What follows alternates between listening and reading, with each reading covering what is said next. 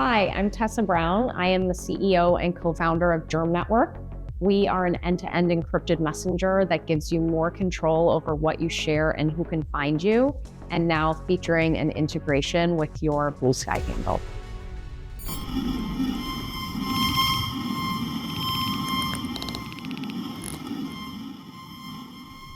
Hi, Tessa. Hi. Thanks for coming. Thanks for having me. Yeah, can you tell super briefly about your project, about Germ, how is it going now, and what was the purpose of it, when you started that? Sure. So I am Tessa Brown. I'm the CEO and co-founder of Germ Network. My co-founder and CTO, Mark Schwe, is also around here at this privacy retreat. Germ is an end-to-end encrypted messenger that gives people more control over what information they share with whom, how people can find them, and how long those connections last. So it's built on a multi-identity system that's not connected to phone numbers at all. And our identities also integrate with external platforms. So we just shipped an integration with Bluesky's app protocol that lets you exchange end-to-end encrypted DMs with your friends from Bluesky and the atmosphere. Wow, that's great. But can you tell us really briefly how did you end up doing that? Because I know a bit of your background. It's really non-tech. Yeah. And it's very interesting how a non-tech person start to do something really deep tech. I feel very lucky. It's a really unusual tech journey, I think. I came from writing. I was a creative writer. I got into writing education. I always used a lot of new media in my classrooms with my students. I was a lecturer last at Stanford, and I was learning and teaching about how young people in movements and in popular culture and subcultures use writing to make change in the world. And as a writer, privacy and ownership of your files and your documents is really important. So I was aware of the ways that writing tools in the cloud were taking away my sense of ownership of my own documents. But then also studying social media, started seeing the ways that the advertising model was hacking our relationships, hacking our connections, creating conflict between each other, and got very focused on the idea of a social media service that was built around end-to-end encrypted messaging, because that is where healthy relationships form, when we know that we're talking directly to each other and we're not being manipulated or surveilled. Yeah, that's nice. And what do you think more tech people, engineers and developers can learn from creative writings? What is the intersection there? Because we have a lot of people who are more techy in their background who will watch that. So, and probably they're not really aware of what is that? What is the intersection between this human rights, tech, and creative writing? I love that question. I mean, my co-founder came from privacy engineering. He was the privacy engineer at Apple for all of their end-to-end encrypted products. iMessage, FaceTime, advanced data protection. Ultimately, these are all communication technologies. The more time I spend with software engineers, I have found that actually you guys write a lot. You communicate a lot. Everyone's online, writing in forums all the time. And the more that engineers know about how these systems work, I think folks just have the technical literacy to understand that we're being surveilled and our communications are being processed all the time. And so I have found that engineers don't necessarily care about privacy more than lay people, but they understand what's going on. And so they're making different layers of decisions. I'm always in favor of interdisciplinary conversations and us learning from different sides of campus, different, public sector, private sector, because obviously I studied communication from a humanities and social science perspective, but my co-founder is a technologist and a software engineer. And between the two of us, we can make exciting, interoperable, protocol-based services, but also make sure that they're built around real people's everyday needs to control what they're sharing, and that it's really easy to use and really grounded in how people use their technology. Yeah, and what do you think that what maybe advantages you have compared to like tech people because of your because of your background? Because it's also not very obvious, like how something creative or how art background can help in like this tech world. How do you feel that? I think I'm still figuring it out. I mean, becoming an entrepreneur has been a really unexpected journey, and being an expert in learning science, I think, has helped me make sense of just what I'm learning and stay on top of it. But I would say just talking to people and being really invested in talking to people and listening to them, really respecting their experiences of their problems. I find that sometimes in the privacy world, we can make sort of orthodox technical decisions that are not accessible for people. And for me, I think my grounding in education and the humanities, that's all about accessibility and making sure that you meet people where they are and you're serving their need and you're helping them be excited, because you can never bully someone into adopting a technology. We still have to make it attractive and fun. And so making empowering technology feel as easy and fun as the disempowering technologies that are all around us. I hope that's something that I can bring into this work. Yeah, 100%, I'm sure, because it's like very techy nerdy and not like sexy, right? There is no UX often. It's so geeky, and then you can put there a bit of human touch.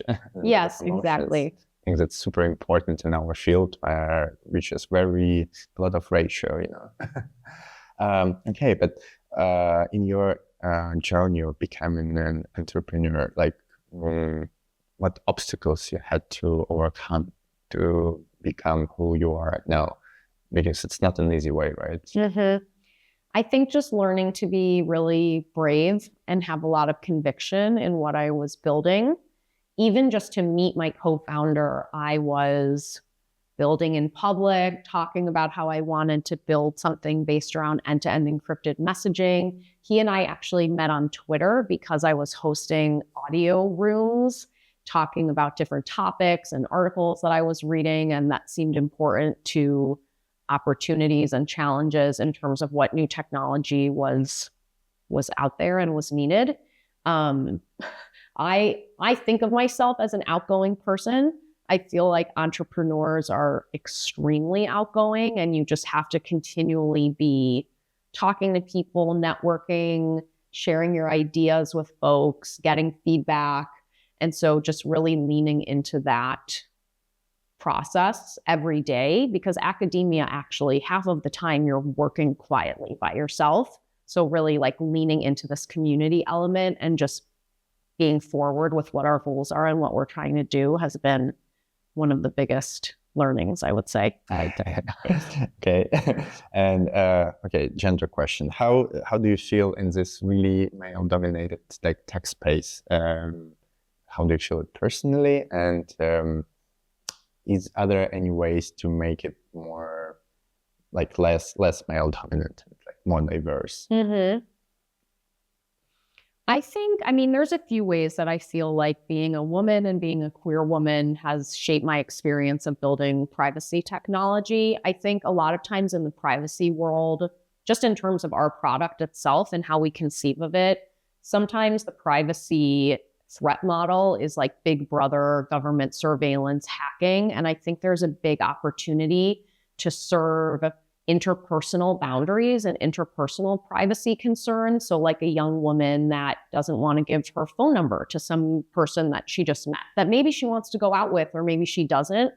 But so often today, we have to give all of our information at once as soon as you want to be digitally connected with someone. So we're thinking a lot about these interpersonal dynamics that I think are a bit of a gender lens on what privacy means. You know, I think that people there's something about having been an academic and a humanist and then also being a woman that I feel like is somehow a double whammy against me. And it's just made me more motivated to master the craft of entrepreneurship and go in there and nail my pitch and nail my talking points. And it's funny too, because my co-founder, Mark, is a brilliant, brilliant technologist. He's also kind of shy. And so I'm the one that's sort of out there bragging about him. One thing he said to me when we started working together was that it made sense to him that a communications expert should run a communications platform. And that was something that made me feel so much respect from him about my expertise. So I feel like for women in the space, just finding collaborators that really respect you and value what you know, and then hopefully the entire community can just continue to, you know, do the affirmative work to make sure that there's diversity in our gatherings and how we're positioning our resources. Yeah, thanks for sharing. I think it's very inspirational for a lot of like people of like different backgrounds and genders just to like join the space and not to be afraid, because there is obviously some sort of gap in between like tech space and like diverse crowd. Okay, let's talk about bright future. Imagine we are like, I don't know, 10 years here and everyone is using Germ Network. All communications are private, secure. There is no big brother. How do you imagine this world, like beautiful future when we won? How would it look like, and what's going to be different? Mm-hmm. I think the dream 10 years from now, when, you know, billions of people are using our Germ protocol, is that you will never feel afraid that when you give someone your contact information, that they have access to you that you can never retract.